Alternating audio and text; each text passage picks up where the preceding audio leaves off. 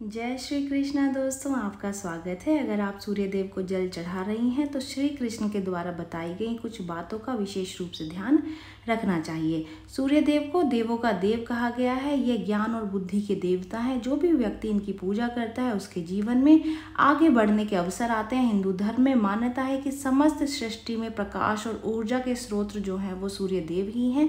यही कारण है कि लोग अपने जीवन में सुख, शांति, तरक्की, समृद्धि के लिए सूर्य देव की पूजा करते हैं और उन्हें जल अर्पित करते हैं। ऐसा कहा जाता है कि जो व्यक्ति नियमित रूप से सूर्य देव को जल चढ़ाता है उसके जीवन में सभी कष्ट दूर हो जाते हैं, दुख नहीं रहते। लेकिन क्या आपको पता है कि सूर्य देव को जल चढ़ाने के कुछ नियम भी श्री कृष्ण ने बताए हैं। अगर आप उन नियमों का ध्यान रखते हैं तो ऐसे में आप पर सूर्य देव की अनुकंपा, उनकी कृपा हमेशा ही बनी रहेगी। तो चलिए आज इस वीडियो के माध्यम से आप जानेंगे कि सूर्य देव को जल देते समय आपको किन किन बातों का ध्यान रखना चाहिए। तो चलिए सबसे पहले जान लेते हैं कि किस तरीके से आपको जल देना है, कब आपको जल देना है। अगर आप सूर्य देव को जल दे रहे हैं तो कोशिश करें कि आप उगते हुए सूरज को जल दें। कुछ लोग 10-11 बजे या फिर दोपहर के समय में सूरज को जल देते हैं। अगर आप भी इस तरह सूर्य देव को जल देते हैं तो इससे आपको कोई भी लाभ नहीं होगा। आप उगते हुए सूर्य को ही नहा धो करके जल दें।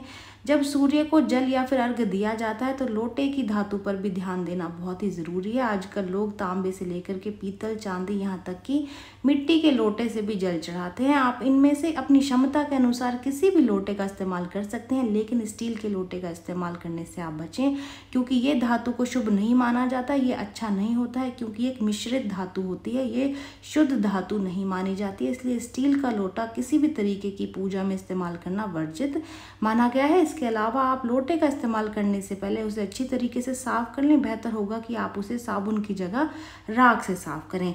जब आप सूर्य देव को अर्घ दे रहे हो तो कोशिश करें कि उस दौरान आप कम से कम कपड़ों को पहने। अगर संभव हो तो सफ़ेद रंग के कपड़ों को पहनकर अर्घ दें। अगर आपके पास सफ़ेद कपड़े नहीं हैं तो ऐसे में आप हल्के रंग के कपड़ों को पहने। कभी भी सूर्य देव को जल चढ़ाते हुए काले रंग के कपड़ों को भूल करके भी नहीं पहनना चाहिए, क्योंकि काला रंग सबसे ज़्यादा ऊर्जा को अवशोषित करता है, जो कि ठीक नहीं है। सूर्य देव को अर्घ देने का भी एक तरीका होता है। हमेशा आप सूर्य देव को अर्घ देते हुए लोटे को अपने सर के ऊपर इस तरीके से रखें कि जल की एक ऊंची धारा बने। साथ ही सूरज की किरणों की रोशनी उस लोटे से छनते हुए आपके शरीर तक पहुंचे।